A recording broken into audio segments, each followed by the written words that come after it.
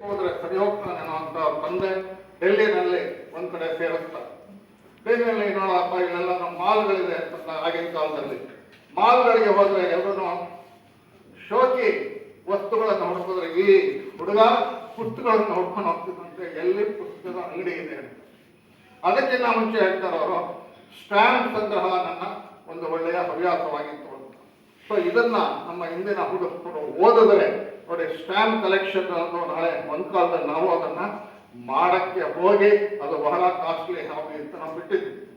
So ನಾನು ಅವ್ರೇನೇನೋ ಹೇಳ್ತಾರೆ, ಹಾಗಾದ್ರೆ ಸ್ಟ್ಯಾಂಪ್ ಕಲೆಕ್ಷನ್ ಇಂದಲೂ ದುಡ್ಡು ಸಂಪಾದನೆ ಮಾಡ್ಬೋದು, ಹಾಗೆ ಯಾಕಾಗೋದಿಲ್ಲ, ಕೆಲಸಕ್ಕೆ ಸೇರ್ಬೇಕಾ, ಹೀಗೆಲ್ಲ ಓದ್ತಾ ಇರ್ತಾಗ ಈ ತರ ಎಲ್ಲ ಯೋಚನೆ ಮಾಡ್ತಾ ಇದ್ದೆ. ಕೊನೆಗೆ ಅವನು ಎಲ್ಲೂ ಸರಿಯಾದ ಸಾಂಪ್ರದಾಯಿಕವಾದ ಶಿಕ್ಷಣ ಪಡೆಯದೇ ಇದ್ದಾಗ ಏನಪ್ಪ ಏನ್ ಮಾಡ್ತೇನೆ ನಾನು ಎಲ್ಲನೂ ಸರಿ ಹೋಗ್ತಿಲ್ಲ ಅಂದ್ರೆ ನಾನು ಲೇಖಕನಾಗ್ತೀನಿ. ಎಲ್ಲರ ಮನೇಲಿ ಬೈಯೋ ಹಾಗೆ ನಿಂತಾಳೆ, ಲೇಖಕ ಆದ್ರೆ ಏನ್ ಮಾಡ್ತೀಯ ನೀನು, ಬರ್ಕೊಂಡು ಇರ್ತೀಯ, ನಿನಗೆ ಜೀವನದಲ್ಲಿ ಸಾರ್ಥಕ್ಕಾಗತ್ತೇನೋ.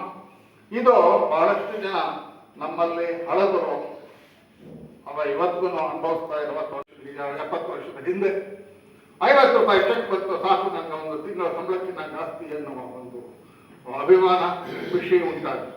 ಸೊ ಅದಾದ್ಮೇಲೆ ಮುಂದಕ್ಕೆ ಹಾಗೆ ಕಂಟಿನ್ಯೂ ಆದ್ಮೇಲೆ ಖುಷ್ವಂತ್ ಸಿಂಗ್ ಅನ್ನೋರು ಎಡಿಟರ್ ಆದ್ಮೇಲೆ ಅವರು ಇವರಿಗೆ ಎನ್ಕರೇಜ್ ಮಾಡ್ತಾರೆ, ನೀನು ಇಂಗ್ಲಿಷ್ ಎಷ್ಟು ಚೆನ್ನಾಗಿ ಬರೀತಾ ಇದ್ದೆ, ಕಂಟಿನ್ಯೂ ಮಾಡೋ, ನಾನು ಅದನ್ನು ಪ್ರಕಟಿಸ್ತೀನಿ ಸರಿಯಾಗಿದ್ದರೆ. ಸೊ ಹಾಗಾಗಿ ಲೇಖಕನಾಗುವುದಕ್ಕೆ ಒಳ್ಳೆಯ ಬುನಾದಿ ಆ ಮೂಲಕ ಅವನಿಗೆ ಸಿಗುತ್ತೆ. ಆಮೇಲೆ ದೊಡ್ಡ ದೊಡ್ಡವರ ಪರಿಚಯ ಆಗುತ್ತೆ, ಅವನಿಗೆ ಯಾವುದೂ ಪರಿಚಯ ಬೇಕಾಗಲ್ಲ.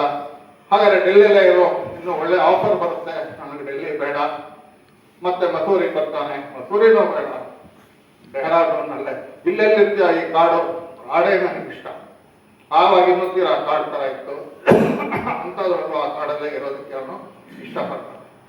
ಸೊ ಹೀಗೆ ಹೇಗೆ ಅವನು ಲೇಖಕನಾದ ಲೇಖಕನ ಒಂದು ಪ್ರಯಾಣದಲ್ಲಿ ಹೇಗೆ ಅವನು ಮುಂದುವರೆದು ಹೇಗೆ ಯಶಸ್ವಿ ಆಗ್ತಾನೆ ಅನ್ನೋದೇ ಚೆನ್ನಾಗಿ ಆಗತ್ತೆ. ಉತ್ತರ ಭಾರತದಲ್ಲಂತೂ ಆವಾಗ ಇವನ ಪುಸ್ತಕಗಳು ಸಾಕಷ್ಟು ಮಟ್ಟಿಗೆ ಹೇರಳವಾಗಿ ಖರ್ಚಾಗತ್ತೆ. ಇವತ್ತು ಕೂಡ ಅವನ ಪುಸ್ತಕಗಳನ್ನು ತರಿಸೋದ್ರಲ್ಲಿ ಖಂಡಿತವಾಗಿ ಎಂಥ ದೊಡ್ಡ ದೊಡ್ಡ ಬುಕ್ ಸೆಲ್ಲರ್ಗಳು ರಾಮಂದು ಅಂತ ಮುಂದೆ ಬೀಳ್ತಾ ಇದ್ದಾರೆ. ಅದಕ್ಕಿಂತ ಹೆಚ್ಚಾಗಿ ಮಕ್ಕಳಿಗೋಸ್ಕರ ನಾನು ಯಾಕೆ ಬರೀಬಾರ್ದು ಅಂದ್ಕೊಂಡು ಮಕ್ಕಳಿಗೋಸ್ಕರ ರೈಟರ್ ಕೂಡ ಆಗ್ತಾ ಇರೋರು. ಇವತ್ತಿಗೂ ರಸ್ಕಿನ್ ಬಾಂಡ್ ಅಂದ್ರೆ ಹಿಂದೆ ಬರೀತಾ ಇದ್ದ ಕಥೆ ಕಾದಂಬರಿಗಳು ಕಡಿಮೆ ಆಗಿದೆ. ಮಕ್ಕಳ ಸಾಹಿತ್ಯ ಹೆಚ್ಚಾಗಿ ಮಕ್ಕಳಿಗೆ ಅರ್ಥವಾಗುವಂತಹ ಪುಸ್ತಕಗಳನ್ನ, ಕಥಾಪುಸ್ತಕಗಳನ್ನ ಎಲ್ಲಾ ಮಕ್ಕಳ ವಯೋಮಾನಕ್ಕೆ ತಕ್ಕ ಹಾಗೆ ಬರೀತಾ ಇರೋದು, ಅವರು ಬರೆದು ಒಳ್ಳೆಯ ಹೆಸರುಗಳು ಇರೋದಕ್ಕೆ ರಸ್ಕಿನ್ ಬಾಂಡ್ ಅವರು ತೋರಿದ ಆ ಪದ್ಧತಿ ಸಾಕ್ಷಿಯಾಗಿದೆ.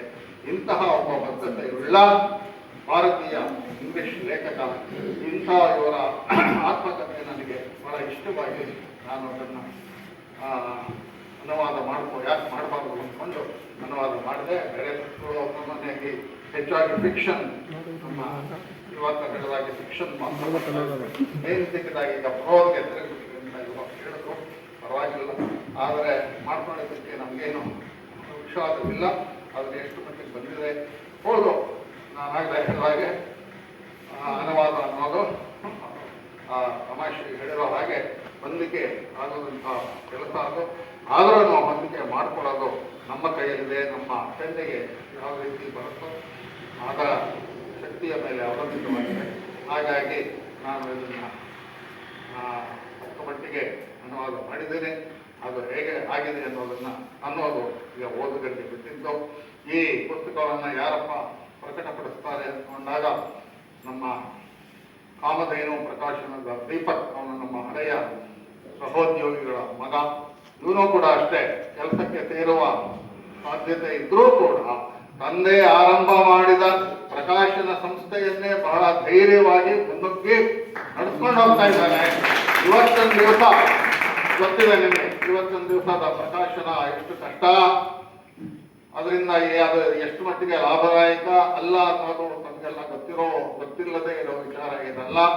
ಅಂಥದ್ರಲ್ಲೂ ನಾನು ಕೇಳಿದೆ, ಏನಪ್ಪ ಇದನ್ನೇ ಫುಲ್ ಟೈಮ್ ತಗೊಂಡ್ಬಿಟ್ಟೆ. ಹೌದು ಸರ್, ನಮ್ಮ ತಂದೆ ಹೇಳಿದ್ರು, ನಾನು ಅದನ್ನೇ ಮುಂದುವರ್ಸ್ಕೊಂಡು ಹೋಗ್ತಾ ಇದ್ದೀನಿ ಅಂತ. ಇಂತಹ ವಿಷಮ ಕಾಲದ ಪ್ರೀತಿಯಿಂದ ಬಂದಿರೋದಕ್ಕೆ ಮತ್ತೊಮ್ಮೆ ನಾನು ಈಗಲೇ ಫಾರ್ಮಲ್ ವಂದನಾರ್ಪಣೆಗೆ ಮುಂಚೆ ನಾನೇ ನಿಮಗೆಲ್ಲರಿಗೂ ವಂದನಾರ್ಪಣೆ ಮಾಡ್ತೀನಿ. ಈಗ ಒಂದಷ್ಟು ಈಗ ಅಧ್ಯಕ್ಷ ಭಾಷಣ ಪ್ರೊಫೆಸರ್ ರಾಧಾಕೃಷ್ಣ.